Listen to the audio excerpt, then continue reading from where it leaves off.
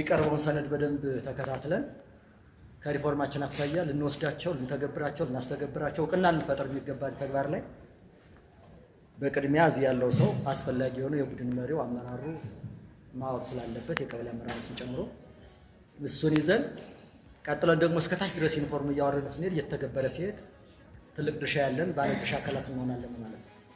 ስለዚህ በሪፎርም ውስጥ ያሉት በርካታ ነገሮች በዝርዝር በሰነዱ የሚቀርቡ ስለሆነ አጭር ሰነድ ነው። ምንድን ናቸው?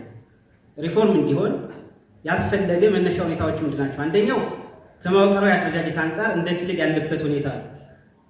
ከመዋቅራዊ አደረጃጀት የክልሉ ተቋማት በአደረጃጀት በየደረጃው ካለው ከፌዴራል ተቋማት ጋር ተናባቢ ያለመሆን እንግዲህ አንዳንዱ በራሱ ፍላጎት ተቋማት ሊፈቀድለት መደቦች ሊፈቀድለት ያደርጋልና እነሱ ከላይ ጀምሮ ጥናትን መሰረት ያደረገ አደረጃጀት እንዲኖር ለሪፎርሙ መነሻ ሁኔታ ሆኗል ማለት ነው። ሌላው የክልላቸው የተቋማት አደረጃጀት የአካባቢውን የመልማት አቅምና የህዝብ ብዛት መሰረት ያደረገ መሆን አለበት። ከአካባቢው ጸጋ አኳያ የትኛው ተቋም ቢቋቋም ይሻላል የሚለውን ለማጥናት አንዱ መነሻ ሁኔታ ሆኗል ማለት ነው።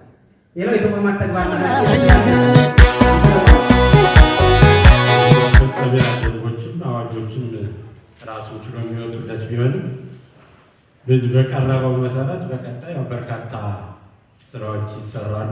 በርካታ ዘርፈ ብዙ ችግሮችን ይፈታል ማለት ነው።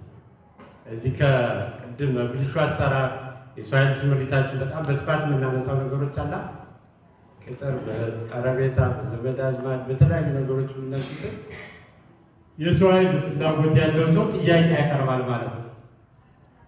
ጥያቄ ያቀርባል።